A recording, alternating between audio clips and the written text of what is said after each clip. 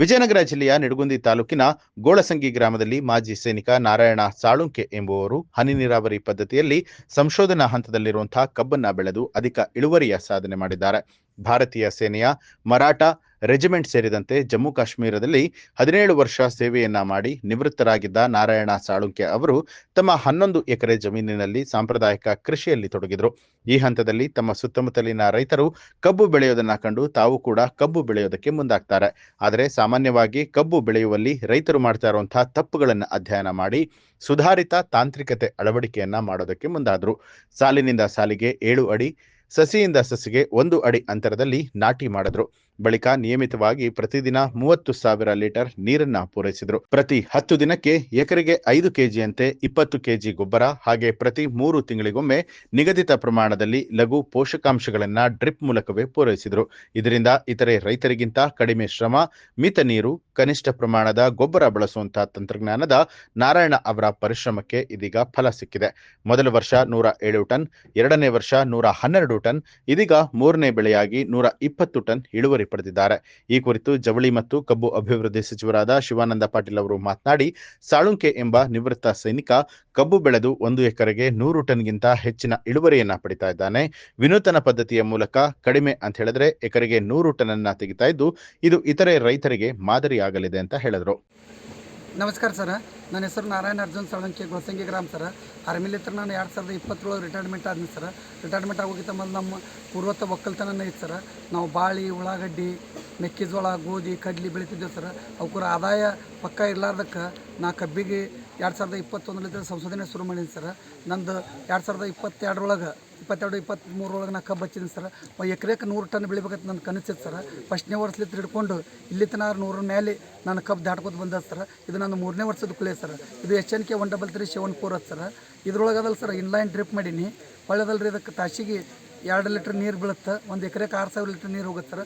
ಒಂದು ಕಬ್ಬು ಹಚ್ಚು ವಿಧಾನ ಸರ, ಒಂದು 6 ಇಂಚ್ ಇಷ್ಟೇ ಭೂಮಿ ಕೊರೋದು ಡ್ರಿಪ್, ಇನ್ಲೈನ್ ಡ್ರಿಪ್ನವರು ಕೊರೆದು ತೋರಿಸಿ ಇದ್ರೊಳಗೆ ಕಬ್ಬು ಹಚ್ಕೋತೀವಿ ಸರ್. ಆ ಕಬ್ಬು ಹಚ್ಚೋದು 1 ಎಕರೆಗೆ 6,000 ಕಬ್ಬು ಸರ್. ಒಂದು ಕಬ್ಬಿಗೆ ಮಿನಿಮಮ್ ಅಂದ್ರೆ 7 ರಿಂದ 9 ಮರಿಗಳು ಇರಬೇಕು. ಆ ಒಂದು ಎಕರೆಗೆ 6,000ಗಳ ಇಂಟು 7 ಮರಿ ಕೊಡ್ತಂದ್ರೆ 42,000 ಆಯ್ತು ಸರ್. 42,000 ಕಬ್ಬದೊಳಗದಲ್ರಿ ನಮಗೆ ಮಿನಿಮಮ್ 2 ರಿಂದ 2.5 ಕೆಜಿ ಕಿತ್ತ 105 ಟನ್ ಕುಂದಿರ್ತದೆ ಸರ್. 3 ಕೆಜಿ ಕುತ್ತ 120 ಟನ್ 26 ಟನ್ ಕುಂದಿರ್ತದೆ ಸರ್. ಈಗ ನನ್ನ ಕಬ್ಬಿದೆ 8ನೇ ತಿಂಗಳದ. ಇನ್ನು ಈಗ ಎಲ್ಲರೂ ನೀವು ಪ್ರತ್ಯಕ್ಷವಾಗಿ ತೂಕ ಮಾಡಿ ನೋಡಿದ್ರಿ ಸರ್. ಆ ತೂಕದೊಳಗೆ 3 ಕೆಜಿ 150 ಗ್ರಾಮ್ ಬತ್ತು ಸರ್. ಅಂದ್ರೆ ಇದು 8 ತಿಂಗಳೊಳಗೆ. ಇನ್ನೊಂದು ತಿಂಗಳು ಹೋಯ್ತು, ಇನ್ನು 2 ತಿಂಗಳೊಳಗೆ ಇನ್ನೊಂದು ಕೆಜಿ ಮೇಲೆ ಆಗುತ್ತೆ ಸರ್. ಇದು 4 ಕೆಜಿ ಸರೌಂಡಿಂಗ್ ಕುಂದಿರ್ತದೆ ಸರ್. ನನಗೆ ಬೇಕಾಗಿದ್ದು 2.5 ರಿಂದ 3 ಕೆಜಿ ಬೇಕಾಗಿತ್ತು. ನನಗೆ ಮರಿಗಳ ಸಂಖ್ಯೆ 7 ರಿಂದ 9 ಬೇಕಾಗಿತ್ತು ಸರ್. 7 ಬೇಕಾಗಿತ್ತು. ಆದ್ರೆ 10 ಮೇಲೆ ಇದೆ ಸರ್. ಆದ್ರೆ ಎಲ್ಲ ರೀತಿಯಿಂದ ಆಗ್ಯದಲ್ರಿ ಇದು. ಈ SNK 13374 ಗರಿ ಹಾಕಲ್ಲ ಸರ್. ಎರಡನೇದಾಗಿ ಇದಕ್ಕೆಲ್ಲ ನೀರ, ಮೈಕ್ರೋನ್ಯೂಟ್ರಿಯೆಂಟ್, ಆರ್ಗ್ಯಾನಿಕ್ ಗೊಬ್ಬರ ನೀವು ಪದ್ಧತಿಯಾಗಿ ಕೊಡ್ಕೊತ ಹೋದ್ರೆ ತಿಳಿರಿ ಸರ್. 10 ವರ್ಷ ಬೆಳಿಬೋದು ಕಬ್ಬು. 1 ವರ್ಷ ಹಚ್ಚಿದ್ದೇವೆ ತಿಳಿರಿ ಸರ್. 10 ವರ್ಷ ಬೆಳಿಬೋದು. 10 ವರ್ಷ 100 ಟನ್ನಿಂತನ ಆರಾಮತ್ ಎವರೇಜ್ ಕೊಡ್ತಾರೆ ಸರ್. ಇದು ಗರಿ ಹಾಕಲ್ಲ, ಸುಂಕಿಲ್ಲ. ಇನ್ನೊಂದು ಸರ ಶುಗರ್ ಕಂಟೆಂಟು ಇದ್ರೊಳಗೆ ಚಲೋ ಇದೆ ಸರ್. ಇಲ್ಲ ಸರ್, ಇದು ನಾ ಫಸ್ಟಿಗೆ ಇದು SNK 13374 ಸರ್. ನಮ್ಮ ಬಿಜಾಪುರ ಜಿಲ್ಲಾದೊಳಗೆ ನಾನೇ ಫಸ್ಟಿಗೆ ತೊಗೊಂಬಂದು ಸರ್ ಇದು ಬೆಳೆಯಾಕತ್ತಿದ್ನಿ. ಈಗ ಸಾಕಷ್ಟು ಜನ ಬೆಳೆಯಾಕತ್ತಾರೆ ಸರ್. ಈ ನನ್ನ ಮಾರ್ಗದರ್ಶನ ಒಳಗೆ ಒಂದು 200 ಎಕರೆ ನಾ ಮಾಡಿಸ್ಕೊಟ್ಟೇನೆ ಸರ್. ಅವರಿಗೆ ಚೆನ್ನಾಗಿ ಒಂದು 100 ಟನ್ನಿನ ಮೇಲೆ ಇದೆ ಸರ್. ಈಗ ಶ್ರೀಮಂತ ಇಂಡಿ ಶಾಂತೇಶ್ವರ ಕೋಆಪರೇಟಿವ್ ಬ್ಯಾಂಕ್ ಸಂಸ್ಥಾಪಕರು, ಸಹಕಾರಿ ರತ್ನ ಪ್ರಶಸ್ತಿ ಪುರಸ್ಕಾರರು, ಅವ್ರು ನಮ್ದು ಮಾರ್ಗದರ್ಶನ, ನಮ್ದು ಕಬ್ಬು ನೋಡಿ 50 ಎಕರೆ ಮಾಡ್ಯಾವ ಸರ್. ಅಲ್ಲಿ 140 ಟನ್ ಕಬ್ಬು ಬೆಳೆದ ಸರ್. ಅಲ್ಲಿಗ ಪರ್ ಎಕರ್ ಸರ್. ಇಡೀ ಇದ್ರೊಳಗೆ ಅದು ಹೈಯೆಸ್ಟ್ ಬೆಳೆದ ಸರ್. ಈಗ ಇನ್ನೂ ನಮ್ಮೂರೊಳಗೆ ಒಂದು 70 ಎಕರೆ ಮಾಡಿಕೊಡಾಗ್ತದೆ ಸರ್. ಅದು 120 ಟನ್ನಿನ ಮೇಲೆ ಬೆಳೀತದೆ. ನಿರ್ವಹಣೆ ಒಂದು ಚಲೋ ಮಾಡಿದ್ರೆ ತಿಳಿರಿ ಸರ್, ಕಬ್ಬು ಬೇಕಾದಟ್ಟು ಬೆಳಿಬೋದು ಸರ್. ಸಾಳುಂಕೆ ಅಂತ ರಿಟೈರ್ಡ್ ಸೈನಿಕ. 6 ಎಕರೆ ಜಮೀನು, ಬರೀ 6 ಎಕರೆ ಇದೆ. 6 ಎಕರೆನಲ್ಲಿ ಒಂದು 3 ವರ್ಷ 3 ಕುಳಿ ತೆಗೆದಿದ್ದಾನೆ. ಒಂದು ವರ್ಷಕ್ಕೆ 110 ಟನ್ನು 120 ಟನ್ ತೆಗ್ದಾನೆ. ಈ ಸರ್ತಿ ಇನ್ನೂ ಹೆಚ್ಚಾಗ್ಬೋದು ಅಂತೇಳಿ 3ನೇ ವರ್ಷ ತೆಗೆದ್ರು. ಮತ್ತು 5 ವರ್ಷ 6 ವರ್ಷ ಅದೇ ನಾಟಿಗೆ ಕಂಟಿನ್ಯೂ ಮಾಡ್ತಾನೆ ನಾವು. ಅದರಿಂದ ಕಾಸ್ಟ್ ಆಫ್ ಕಲ್ಟಿವೇಷನ್ ಕಡಿಮೆ ಆಗುತ್ತೆ. ಇದು ಒಂದು. ಎರಡನೇದು,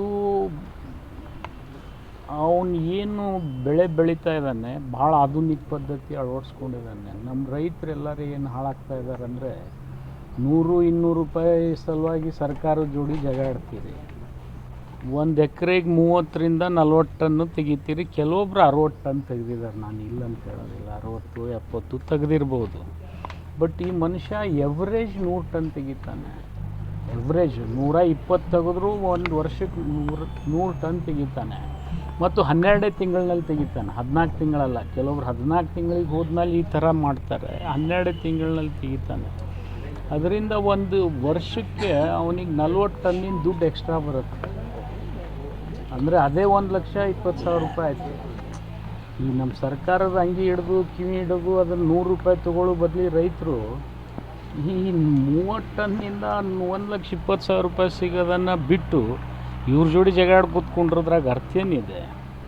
ಆ ಥರದ ಪದ್ಧತಿ ಅಳವಡಿಸ್ಕೊಂಡು ಮತ್ತು ಕಬ್ಬಿಗೆ ಇನ್ನೂ ಒಂದು ಸ್ವಲ್ಪ ಎಲ್ಲಿವರೆಗೆ ಇಥನಾಲ್ ಇದೆ ಅಲ್ಲಿವರೆಗೆ ಬೆಲೆ ಇದೆ. ಬಟ್ ಇಥನಾಲ್ ಬಿಟ್ಟು ಸಕ್ರೆ ಧಾರಣೆ ಕೂಡ ಕೇಂದ್ರ ಸರ್ಕಾರ ಸರಿಯಾಗಿ ನಿರ್ವಹಣೆ ಮಾಡ್ತಾಯಿಲ್ಲ. 31 ರೂಪಾಯಿ ಇದ್ದು ಇವತ್ತಿಗೆ 6-7 ವರ್ಷ ಆಯಿತು, ಅದನ್ನು ಬದಲಾವಣೆ ಮಾಡ್ತಾಯಿಲ್ಲ. ಬದಲಾವಣೆ ಮಾಡೋದು ಬಿಟ್ಬಿಡಿ, ಯಾರು ಕಮರ್ಷಿಯಲ್ ಯೂಸ್ ಮಾಡ್ತಾರೆ 1 ಕಿಲೋ ಸಕ್ಕರೆ ಹಾಕಿ ತಾವು 31 ರೂಪಾಯಿಗೆ ತೊಗೊಳ್ತಾರೆ, ಅವ್ರು 100 ರೂಪಾಯಿ ಲಾಭ ಮಾಡ್ಕೋತಾರೆ. ನ್ಯೂಸ್ ಅಲರ್ಟ್, ನಿಮ್ಮಿಂದ ನಿಮಗಾಗಿ.